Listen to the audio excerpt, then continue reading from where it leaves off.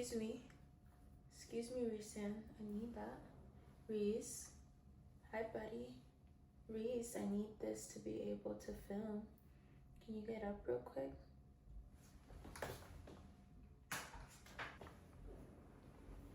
Big stretch, big stretch. Oh, big stretch.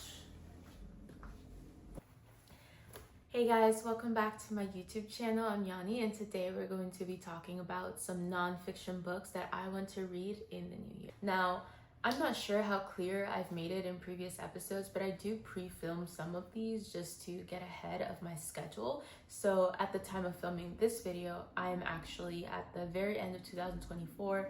2025 is upcoming in about a week or so, and I do have a goal for myself to read some non-fiction books. Now, I don't like reading non-fiction books. Oh, I know. There's someone out there who's just like, ugh, this girl. But I have read some, first and foremost, but I find it very difficult as a way to learn, because I just get over it very quickly. For example, I have found that in several nonfiction books that I have attempted to read, they have a point that they're trying to make and I'm on board, and then I just feel that after a certain point I get the point, and it just keeps going on for several hundreds of pages, sometimes reiterating the same point that I already got at the beginning. Like, I got the point, and then I get bored and I disengage with it. And that's my issue with nonfiction. And I am on a journey to read nonfiction that doesn't make me feel like that, because I know that just as fiction has lots of genres and different things for different people, so does nonfiction. I know that I'm not into the self-help. I think I'm a lot more into things that are interesting facts, things that are learning new ways of doing things, as opposed to an informational text that just keeps reiterating their point over and over again. And definitely do not want any of the self-help. I am appreciative of it as something that other people use and need and enjoy. That is not me. So I actually have a list of 5 nonfiction books that I actually have interest in reading, and today's video is just going to be me walking you through that. So what I have is I have them written down on my iPad. Please don't look at my iPad. I used to have a whole bunch of stickers and I took them off. I still have some sticker residue. I'll deal with this later, but ignore it for now. And we are going to start talking about some nonfiction books that I really want to read. First nonfiction book that I have a genuine interest towards and want to check out is actually one that I already own, and it's called An Immense World. And it is by, who's it by? It's by a young man named Ed Yong. And this book, I'm just gonna read you the synopsis. It's called An Immense World, How Animal Senses Reveal the Hidden Realms Around Us. It's a 2022 book by Ed Yong that explores how animals experience their surroundings.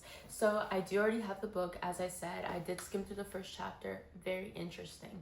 But essentially, the book is about the different senses like touch, smell, sight that can be found across the animal kingdom that we do not have as humans.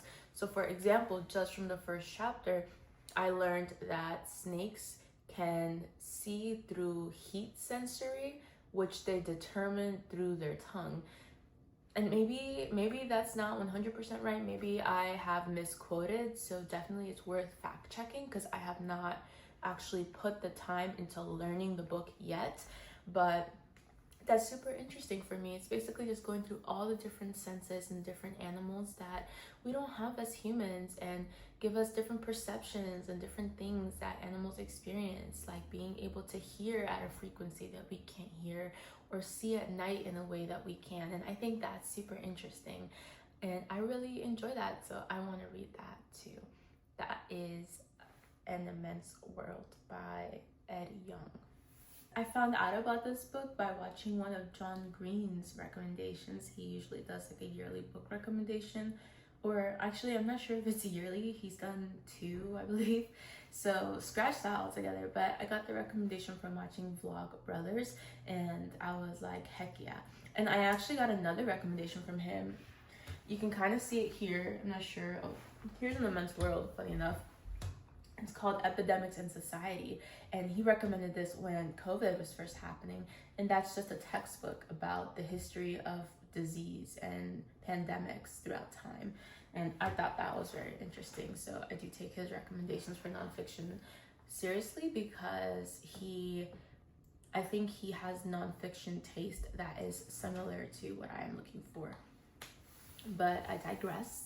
The next book that I want to tell you guys about is called The Art of Brevity, and it is by, because I don't have these memorized, Faulkner. So The Art of Brevity, Crafting a Very Short Story. It's a short book, funny enough, about how to write with intention, how to not waste your words, how to make every single word, sentence, paragraph impactful so that it benefits and moves your story forward instead of having excess. And I believe a lot of writers might benefit, and that's not to say your book can't be long, but was everything really necessary? And I don't know, I can't recall if I've mentioned this to you guys, but I am a writer. I am working on my own book right now, so I do want to read this and learn from it and really apply it into my own art. So The Art of Brevity, just to be consistent and read you what the synopsis says. With increased compression, every word, every sentence matters more. A writer must learn how to form narratives around the crevices instead of strings of connections, to move a story through the symbolic weight of images, to master the power of suggestion. With elegant prose, deep readings of other writers, and scaffolding writing exercises, The Art of Brevity takes the reader on a lyrical exploration of compact storytelling, guiding readers to heighten their awareness of not only what appears on the page, but also what doesn't. I think this is really, really good. As a writer, it's really good, but I also love, as it's mentioned here in the synopsis, that it's written with elegant prose so that it feels for me less of like a textbook. So I am very excited to read that one, and I might actually read that one first. The next nonfiction book that I want to get to after I get through In the Men's World, Art of Brevity, is called Islands of Abandonment. And Islands of Abandonment is written by Flyn, and it is about nature rebounding in the post-human landscape. So it's like a textbook, but it's like an art textbook where there are a lot of images and beautiful photography to support everything that is being said. And it is essentially, I'm going to go right into the synopsis, a beautiful lyrical exploration of the places where nature is flourishing in our absence. So if you are somebody who plays video games, which I do sometimes, think of a game like The Last of Us, where it's the post-apocalyptic landscape. And actually, let me say, like, specifically The Last of Us 2, they're a lot more in the city, and you see all these rundown buildings and you see nature growing over them and basically nature reclaiming itself. This is a book about places where that has actually happened, where we have all of these human remains of cities, of buildings, of just general infrastructure or whatnot, and nobody lives there anymore. It's completely abandoned, and nature has just kind of reclaimed it. And it's just how beautiful that is. And it just, as it says here, Islands of Abandonment is a tour through these new ecosystems in all of their glory as sites of unexpected environmental significance, where the natural world has reasserted its wild power and promise. And I'm mostly interested in the prose, especially because they're written lyrically, but I'm also very interested in the images that are in the story. And I'm trying to pull some up just so that you guys can see that as reference. I totally just noticed my iPad was upside down this whole time. Okay, this is the cover. And as you can see, it's like a beach and a house. I don't think this is true to the story, but I'm interested in the images. What I'm trying to say, the images and the prose that are going to go along with them. And I'm very excited about it. So that is Islands of Abandonment by Flyn.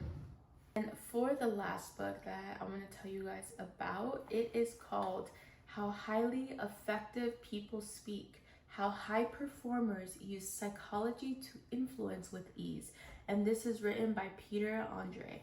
So just to go straight into the synopsis, why do we think what we think we know what we think we know, believe what we believe?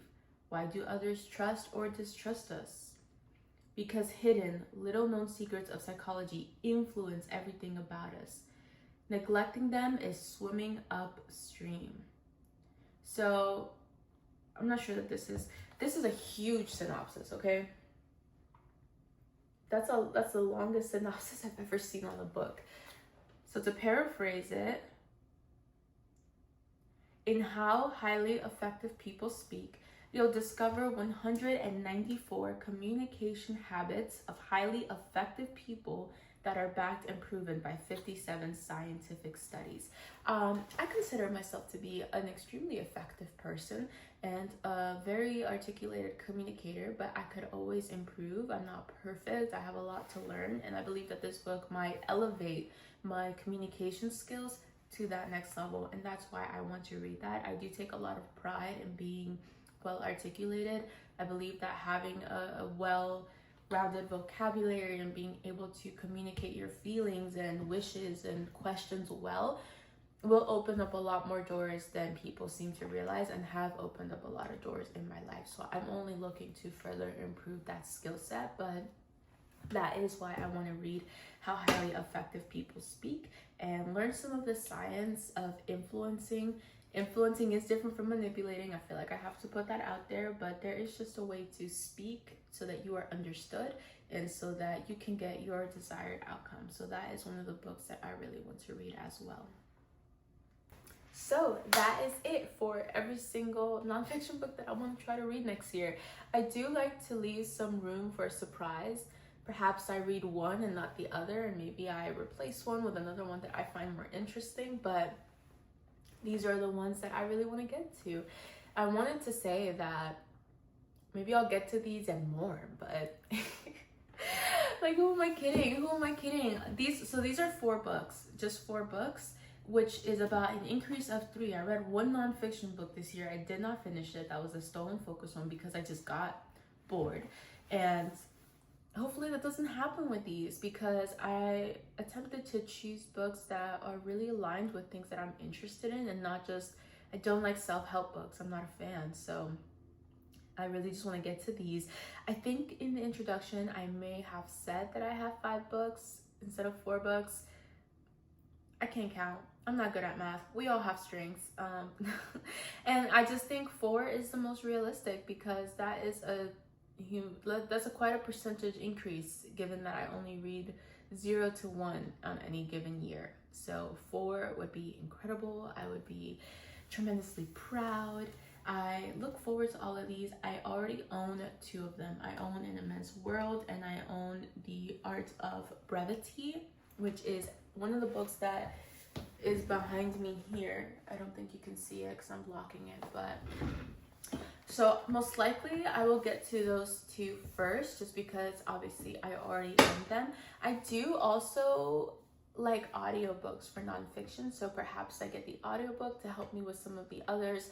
I know that with Island of Abandonment, the pictures are a big part of it, so probably not with that one, but with the Highly Effective People Speaking, maybe that one, or any other nonfiction book that I might try to read. So yeah, I'm rambling now. Thank you guys so much for joining me for this video. I know that it's a bit of a quick one. At least I think it's quick. I hope that you maybe got some suggestions from this. Please, if you have any nonfiction suggestions that you think I'll like based off what you've just learned about my interests, please leave them down in the comments. I'd really love to hear. But thank you guys so much for watching this video, and I will see you guys next time.